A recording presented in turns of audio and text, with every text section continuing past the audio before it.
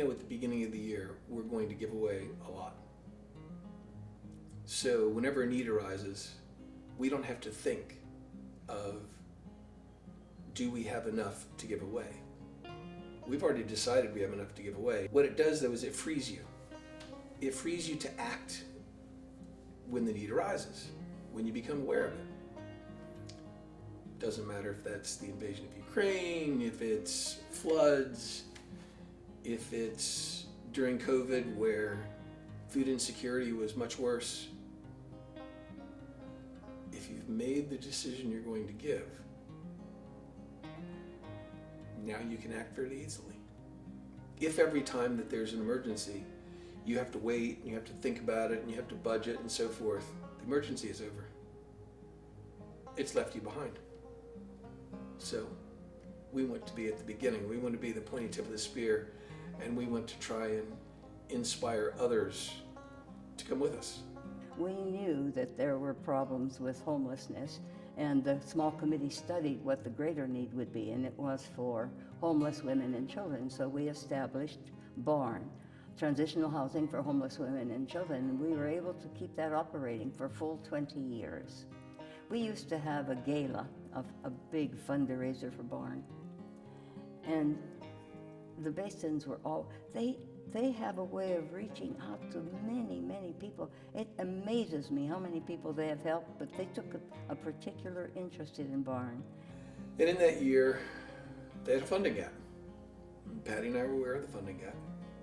And every year they had a fundraiser, a signature fundraiser. And at that fundraiser, they had different methods of raising money during that event. And one of those was an appeal.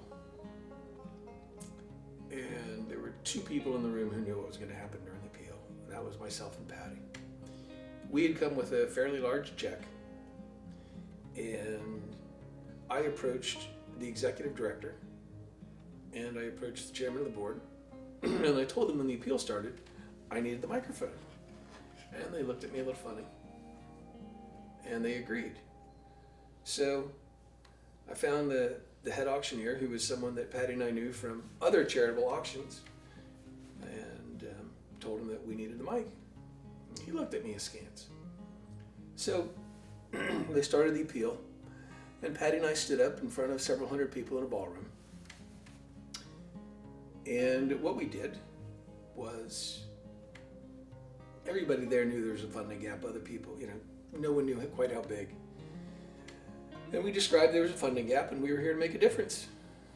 And that everyone in the room was part of it. They were there because they believed in the organization, and we were going to close the gap together. Jamie Baisden came out and came to the microphone and spoke to the people and said, Patty and I would like to offer $10,000 tonight if you will match it for BARN. When we started at 10, and we're standing in front of everybody, we are not anonymous. We are standing up front, and we're challenging them. This is a good organization, you're here. We need to close the gap. And it's amazing. I know there were at least 2 or 3 $5,000 pledges. There may have been a $7,500 pledge.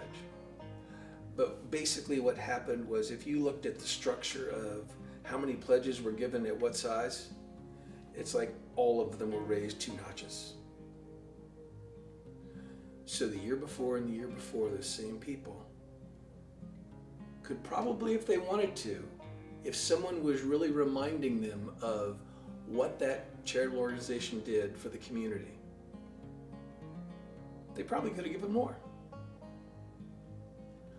What put them over the edge was someone standing in front of them saying, I'm giving, and this is what I'm giving. Come with me. Jamie and Patty were inspired to offer $10,000 right that evening for people to match, so that somebody else could be helped through this program. And we did it. Together, everyone in the room, we closed the funding gap. And I'll never forget that, because And it kind of started a trend for us in that we've had several times where we've done that personally in front of crowds who had no idea what was going to be going on. We've done that as part of lead donors in capital campaigns for charitable organizations. We've spoken numerous times in donor groups, and I don't care if the capacity you have to give is a penny and you give the penny, or if the capacity you have to give is $1 million and you give $1 million. If you have the capacity to give $1 million and you give 10,000, I'm going to challenge you. That's just the way Patty and I think of the impact we want to make while we're here. So that's why we give the way we give. And I keep thinking that kind of generosity is so rare.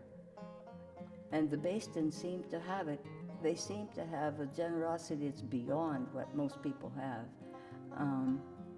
And I think that we can all learn from them that it's always possible to help somebody else. It's always possible to help somebody else. And then we don't have to worry so much about what I want and what I have to have and what I need.